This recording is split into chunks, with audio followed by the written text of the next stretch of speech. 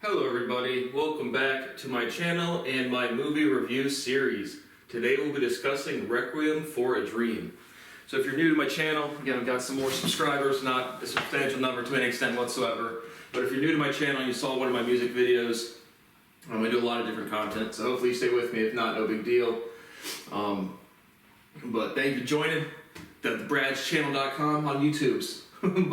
What I do here in this movie series is I give you my overall impressions and grade after reading the logistics of the movie off of as provided by Google. Once I've given the grade, I just grade it A through F, which is the American grading scale for school. And so, after I give you my grade, if you have not seen the movie, would like to, based or not based on my recommendation, you're going to shut off the video because we will be discussing the plot synopsis and character development, which will include the spoilers as best as I can recall the movie, and discussing any similar movies or major themes. So, Requiem for a Dream is rated R. It was released in 2000, the year 2000. It is a drama/psychological thriller. It has a runtime of 1 hour and 42 minutes.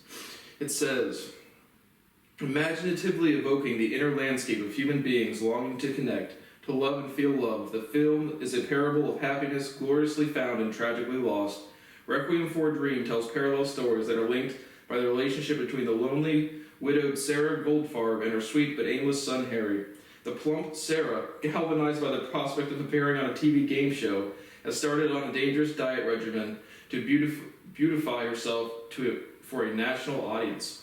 I just watched it for free on Tubi. It was its last day on there. But any of these older movies, they were pretty much on cycle, just all these free streaming platforms. You got 8.3 out of 10 on IMDb, 78% on Rotten Tomatoes. Google says it's tragic, poignant, and dark. And 89% liked it on Google. So what did I think?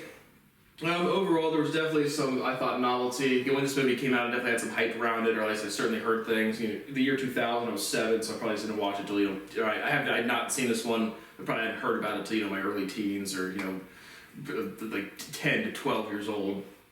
But, so there was some hype around it, so I was interested to check this one out. Again, a lot of the movies I review I've already seen. And so what did I think about this one?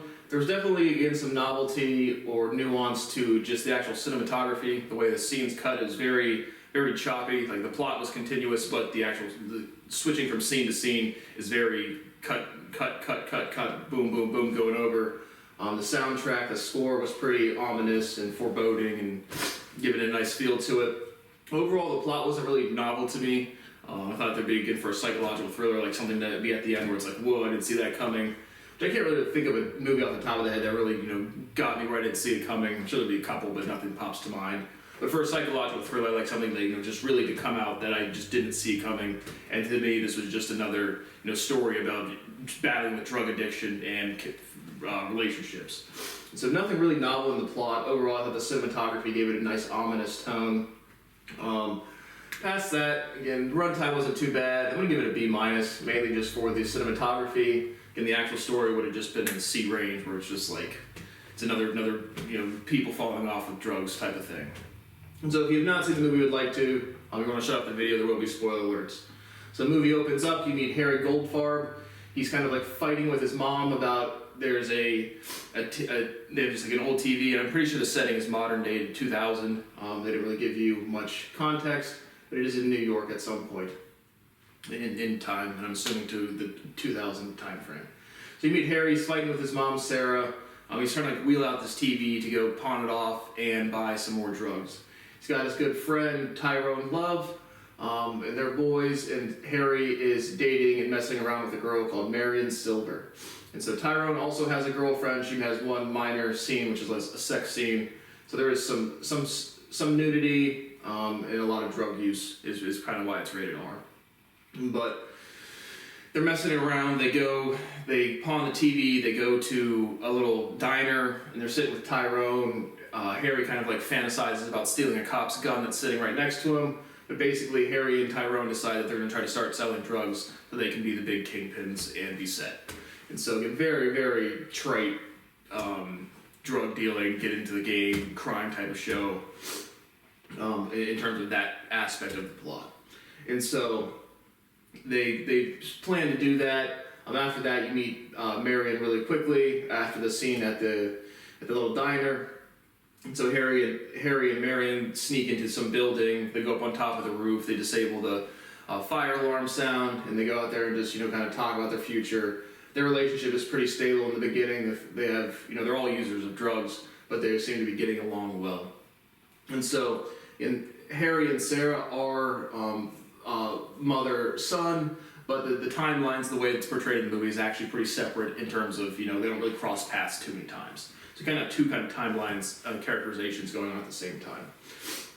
And so after that, Sarah gets a call. Again, it's not clear if it's a real call or if she's just imagining it. But again, just a very kind of edgy type of presentation of the editing, and the characterizations are kind of like she's a little bit of a loony, but basically she's just like your typical old person that sits in front of the TV the whole day and watches There's a guy called Tappy Tibbins who's hosting this game show that she really wants to get on.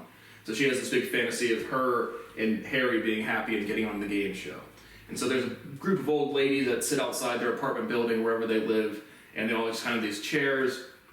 And so once Sarah gets this call, she goes to put on her dress, this red dress that she really likes and she's obsessed with throughout the movie. And she realizes, as the description said, she is too plump to fit into the dress.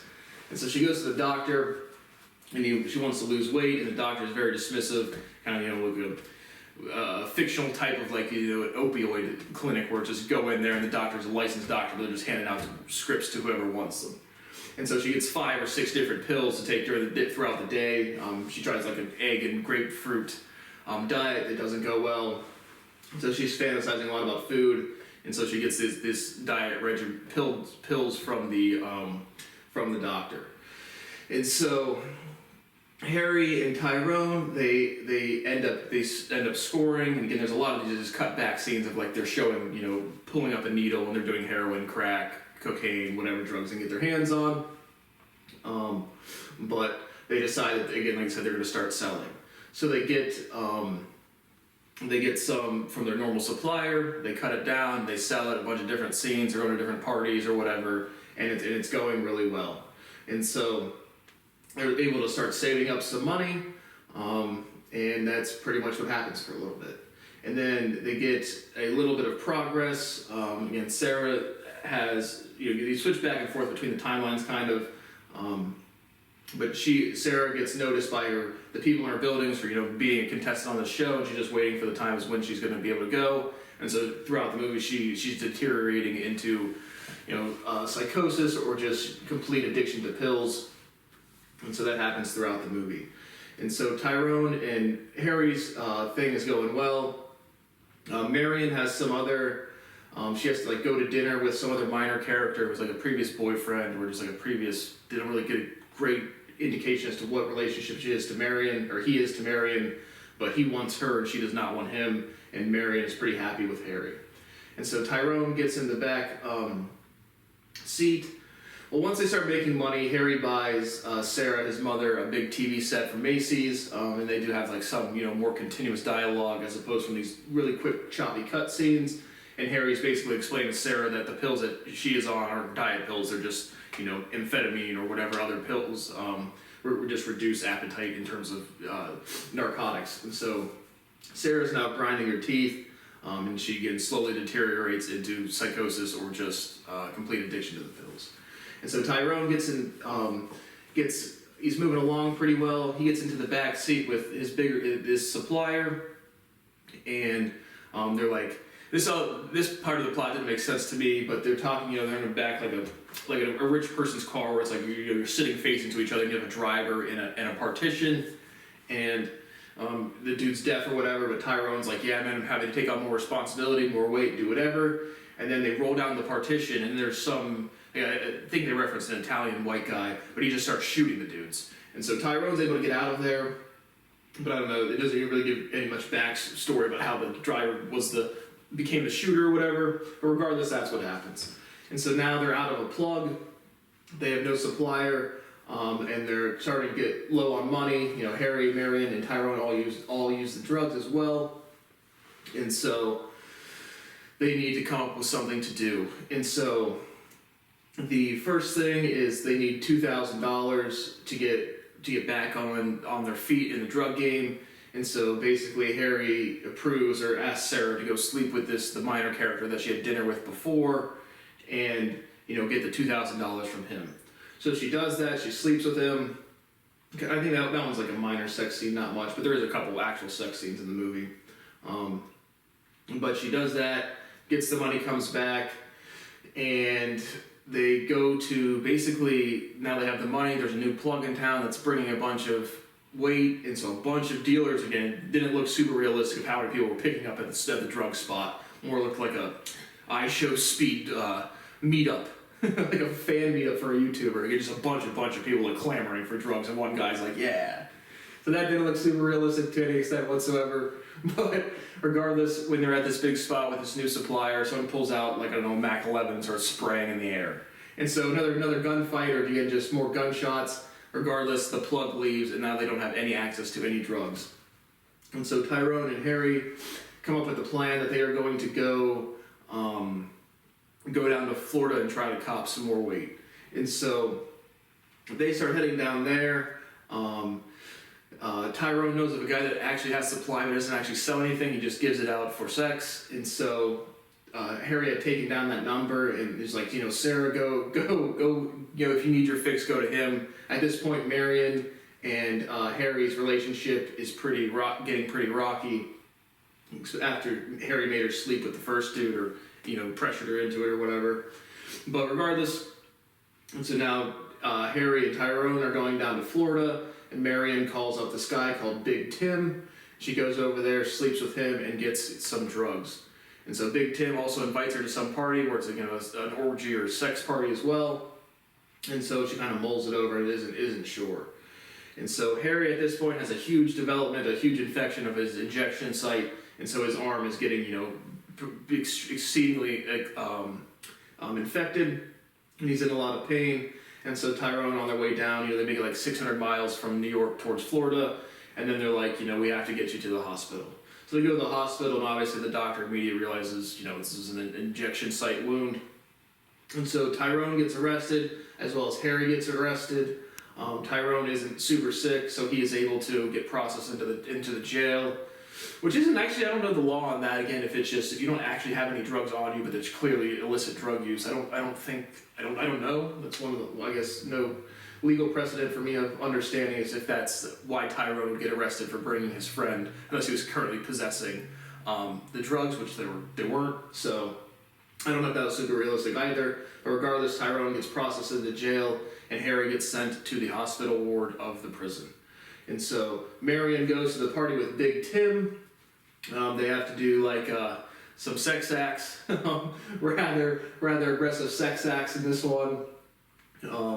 But regardless, she does that, and she gets her pay, and she's just crying and screaming in the bathroom. I don't know, feeling disgusted with herself. And so Harry wakes up, and his arm has been amputated up close to the shoulder. Tyrone is sitting in the cell, going through withdrawal and just realizing that he messed up with the drugs. And kind of the resolution for Sarah is at this point she's completely deteriorated. Her hair she looks really rough.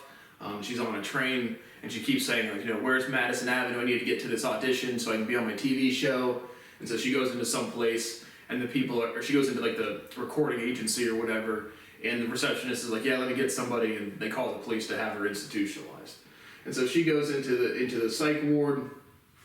She can't eat food or doesn't swallow, so they have to try to do ECT, which is again another really not an effective medical procedure, but they just basically zap her brain and she turns into a shell of her old self. And so a couple of her old friends, or at least flatmates or old ladies that hung around with her, come to see her at the hospital, and they leave crying because she's all out of whack. So that's really the resolution of the movie. Is all four main characters, really just falling off and facing the consequences of their actions. And so that's really pretty much it. So again, overall, I give it a B minus on the lower end of entertaining, because again, for a psychological thriller, again, I'm going off of hype that I heard years and years ago, but this one definitely had like some talk about it as being interesting to watch or something novel to it. To me, it was just another drug story. The cinematography was novel to me with the choppiness of the cutscenes. And so overall, lower end of entertaining, probably would have been C plus range without the cinematography, but had some cultural hype to it, so I decided to check it out and haven't watched I did watch Now You See Me, which I might review too as well, but just haven't been, movies that I've been wanting to watch haven't been popping up. So new month, so maybe get a new batch of things on these free sites, because I'm not currently paying for any streaming services. So thank you for watching my review of Requiem for a Dream, and I will see you on the next one.